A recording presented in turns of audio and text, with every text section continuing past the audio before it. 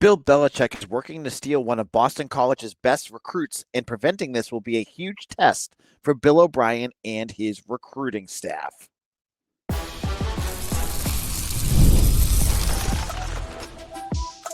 You are Locked On Boston College, your daily podcast on the Boston College Eagles. Part of the Locked On Podcast Network, your team every day. Hello, everyone, and welcome. This is Locked On Boston College, your team every day. I'm your host, AJ Black of Eagle Insider, part of the 247 Network. I've been covering Boston College for over a decade. If you're looking for Boston College news, details, and analysis, you are in the right place. We are a free Boston College podcast available on YouTube today or wherever you get your podcast. On today's show, we have a packed episodes of some really cool topics I think you're going to enjoy. We'll look at Luca Lombardo, a perfect season, the hero we need when BC is 1-7. Injuries. Is there a potential positive spin for the future? I'll explain what I mean there. And Bill Belichick is coming for a BC recruit. Can Bill O'Brien hold them off? That's where we're going to kick things off. But today's episode is brought to you by Game Time. Download the Game Time app, create an account, and use code LOCKEDONCollege for $20 off your first purchase. As I mentioned, when Bill Belichick took that job down at UNC, one of the biggest fears of Boston College fans was that the former Patriots head coach was going to start to poach all of Boston College's recruits and take the ones that BC really wanted. Now, he's only landed one local recruit since he took over, and that's Anthony Hall, someone BC really wasn't recruiting. So it hasn't really hit to that point yet where BC should be worried about how Belichick is doing. Combine that with where UNC is, which is not that far off from where BC is, and you see, like, you don't feel the same apprehension. Now, when you're 1-7, you're worried about your recruits getting poached everywhere because it's an easy sell to negatively recruit against a school that's 1-7. So I can get where people would be worried. Well, some of the worries could come to fruition. Over this past weekend, when UNC played Virginia, an overtime thriller that UNC lost by about this much, they had a visitor who many BC recruiting fans would know about, and that is Winslow Township, New Jersey, wide receiver Nyqir Helton. Now, Helton is teammates with Marcus Upton, who you probably have seen on the team already, and he was one of BC's bigger recruits because he chose BC over Syracuse, Pitt. He had a ton of big offers. Well, UNC is now starting to show interest in him. They had him down, and if you look on Nyqir's page, there's a whole photo shoot. So he did the whole photo shoot thing, which I'm not sure if that's an official visit, but usually when they do photo shoots, that's usually what it is. So it seems to me like UNC is starting to hang around there. And this, to me, is worrisome because Helton is one of your better recruits. This is a kid that BC has had targeted for a long time, someone that they were very interested for a long time, and was one of their biggest wins. While he doesn't have, if you're just going by rankings, his 247 ranking, I think he's like an 85 or an 86. So it's like, well, why would you care about that? But you look at his offer list, and he had a ton of offers. So that, to me, is a big sign that this is a kid that a lot of folks are going to want. And BC winning that was a big victory for Bill O'Brien and his staff. Now comes the hardest part. Now comes the part for a Boston College program that has to do things outside of playing on the field when you're 1-7. That's winning and maintaining these recruits, because right now there's recruiting staffs out there that are watching. Obviously, coaches that have been fired. We see Penn State's getting picked apart right now. There's a whole bunch of FBS schools that are already getting picked apart. But they're also looking at schools that are struggling and trying to find those recruits that maybe, hey, we can now pitch it to them that they should come play for us. So Helton is a big one. And he's one that you hope that you've done the work, that you've solidified your relationship, and that you have nothing to worry about. 247's Brian Doan commented that UNC is going to make things interesting. That's what I heard. And that it sounded like the visit went pretty well. Now, I don't know. It's interesting to see, like, other than money, at this point. What does UNC offer that Boston College does not? They don't have much of a history right now. Bill Belichick is kind of a joke right now in the world of college football. Like, it's crazy because hey, he's a legendary head coach, but what he's doing and the way things are going at UNC, it's a circus. And to the point where you don't even know if he's going to be there next year. And that's a big issue. And all the pitches other than money, which, hey, money talks, I get it, are not much different than what Boston College can offer, realistically. So I don't, if an SEC school came knocking or a Big Ten school came knocking, like if Indiana wanted him, the way Indiana is playing right now, I would be worried. But UNC right now, they don't. It's not something that's scares me. Now I do have my eye on it because hey, BC is 1-7, and I think that this is going to be the first of many where we're going to see maybe a name here or there, start to get some interest. Whether it's Femi Babalola or Tex Vaughn, their tight end that they've got committed, or we saw Brady Beckenhuis get offered by Auburn. I don't know where that's going to go. So you have these recruits. When you're struggling, keeping them is going to be a challenge. And you hope that the recruiting pitch and the relationships that they formed are going to be enough to keep them through this. I'm assuming the staff feels pretty confident about these guys, but if I was a betting man, I would say they're going to probably lose a couple. That's just the way college football works. Like, you're going to have a few guys that, get enticed to go someplace else and they leave. It goes both ways for everybody. So I think that will be something to watch for. And as I mentioned with Beckenhuis, that's a second straight player that we talked about that's been offered by a team that's in bad shape too. Like Auburn, Auburn Tigers, hey, SEC football. You play in Alabama, big stadium. It's a big program. But again, is Hugh Freeze going to be there next year? Who knows? I think a lot of these schools that we're talking about, hey, even if you're Boston College at this point, you're not 100% sure what's going to happen next year. You might have different positional coaches. You never know what's going to happen anywhere. It's just the nature of the beast, right? So that was one piece of news item that I wanted to talk about because it's been quiet when it comes to recruiting. And, in season, that's kind of BC's jam. When BC is recruiting, it's usually that May and June and July with a smattering in August. And they like to have their classes. It doesn't matter who the head coach is, whether it's Steve Adazio or Bill O'Brien. They like to have their classes done before the start of the season because they're not going after those blue chippers that wait forever to make their decision. So it's been quiet. They've had visitors, but again, everything seems to be quiet with them. And we'll have to wait and see what happens with Nyqir. So in a moment, we're going to switch things up. Injuries have decimated BC, but there might be a way to spin this into something that could help in the future. And I'll explain what I mean by that in just a moment.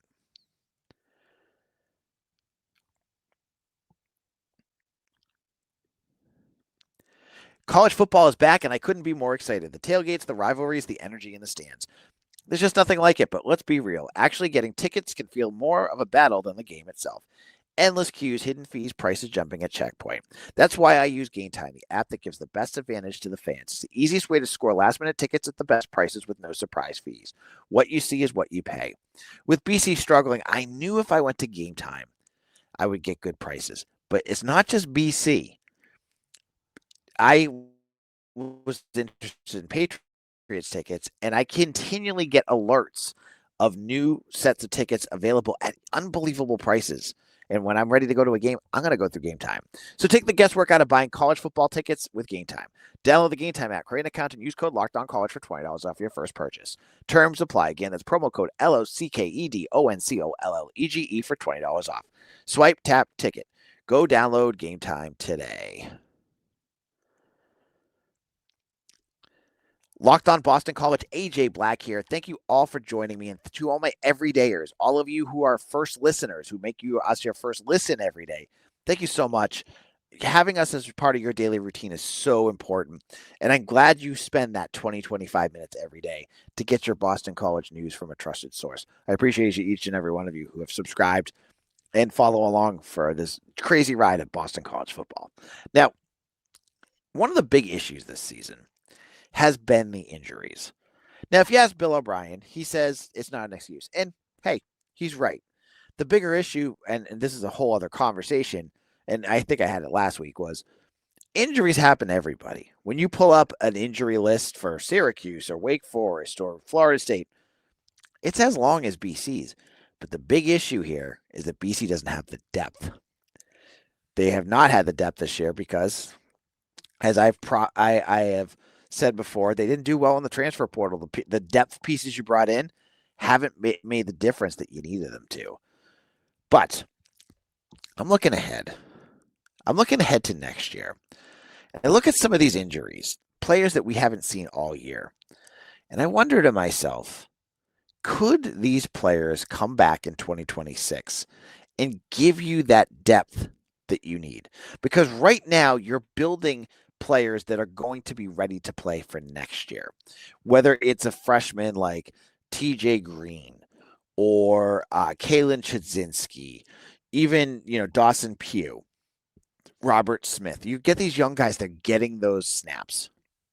Next year, they should be ready to go.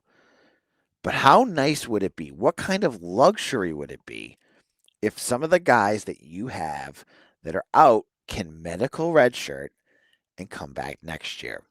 I look at like cornerback, like Amari Jackson. This was a player that you expected to be one of your top 2 corners this year. You're going into next year and have the young guys that you have, and you're going to add Sayer Torrance back because he missed the whole year. But if you add in Amari Jackson, that is a nice piece to add. Look at the linebackers. Poor Owen McGowan had by PFF grades, one of the worst performances of the season. He had a 26.3 grade. Now, Owen plays his butt off. He's a tough player, but he just had a rough game. And I think it was the run. He's not the fastest player in the world. Isaac Brown is one of the fastest players in the world. It was a bad match. But you lose him next year. But what about Bam Crouch? We haven't seen Bam Crouch since Michigan State. He could medical redshirt. If he's interested, would he come back? That would be a huge boost. Not having Bam Crouch this year is one of the biggest injury issues that you've had all year. To have him back next year and have him, line up next to, probably like a Kamori Dixon or a Jason Hewlett, that would be a big boost for BC. Jaden Skeet, I believe he got hurt. He's been out. What if he comes back? He was one of my favorite players during the summer, and really he had 3 touchdowns. He's a huge start to the season, and then he disappeared. Your defensive tackles. One of my favorite readers on my Eagle Insider site, Unglued Eagle, talks constantly about how 2026 is going to be a tough year for BC at the tackle position. They have a ton of guys that were graduating this year. Chuck Nato, Ty Clemens, Quan Williams, Owen Stodmeyer. You have a lot of guys that are just going to be leaving. I believe Owen Stodmeyer is got his 4 games. Ty Clemens may, I'm not sure. Quan Williams is back. So next year, you could have Owen Stodmeyer back. That would be a big addition to your defensive line if he redshirts and he doesn't come back. So there's a number of players that have been out all year or most of the year. And these players could redshirt. You flip the coin, though, the other piece of what could happen, and I think a lot of you are probably going, AJ, this is what's going to happen. It's not this. The other piece that could happen is some of these guys could transfer. Whether it's their choice, the school, because they're grad students, the school may be like, yeah, we don't have the space or whatever. I'm not sure what's going on there. But there definitely could be some transfers. And honestly, if I was a betting man, I would think that maybe at least, a couple will probably transfer. So that's another piece to think of too. Like just because they medically redshirt doesn't mean they're going to come back to BC. They could medically redshirt and then enter the transfer portal. But because of that, there's a number of guys that could come back. And the way that the season is going also helps BC for depth for next year too. Because if you listen to my summer previews with Mitch, we talked a lot about how at the end of the season, we just assumed Jude Bowery would be gone and KP Price would be gone because they'd both be NFL draft picks. I don't not a knock on either kid.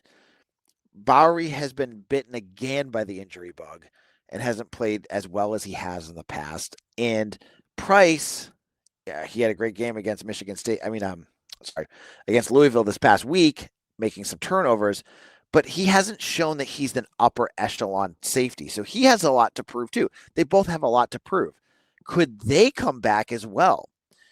This would be the additions that you need. And then it would be, I would think, for O'Brien, he's going to have to look at the roster. If there's guys that are graduates, he's going to need to figure out how to turn this roster over because next year he needs those spots to get transfers.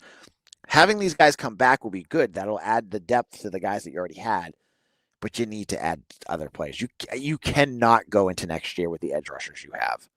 You need to build a little bit more depth at linebacker. Maybe a guy like Griffin Collins or Zachary Thomas will be ready next year, but you need to look there. There's a few, wide receiver, oddly enough, doesn't seem very deep because VJ Wilkins has just completely disappeared. And you're playing a true freshman, and there's really not a lot of depth behind him right now. So that's an issue, too. You need those spots. And I'm sure the staff has looked at it. Oh, maybe there's guys like Nedrick Bolden or Samaj Fleming that's ready at that spot. But, they're going to need to look at this and find those spots. But what I think it really goes down to this. Depth for next year is going to be a two-pronged approach. Returning some of the guys that have been hurt, the guys that are going to be back, and adding through the portal, getting some portal guys. So these injuries, really could, specifically, I look at that defensive tackle position, really could level off this unbalanced weirdness that they have in terms of like players that are going to stick around. In our final segment, I would be remiss to not give a whole segment to a player that has been a rock star all year and one I'd never expected to play the way he is. I'll tell you who that is in just a moment. The NBA is back, and there's no better place to get in on the action than FanDuel, the official sportsbook betting partner of the NBA. Even if you missed the start of the game or want to ride the hot hand, FanDuel has live bets on everything from who will score next to fourth quarter comebacks. Plus, you can even combine your live bets into a same-game parlay for a shot at a bigger payout. It keeps every game getting exciting, especially when your team's making that late push. Right now, FanDuel is giving new customers $300 in bonus bets when your first $5 bet wins. So head over to FanDuel.com to sign up and play your game with FanDuel, the official sports betting partner of the NBA.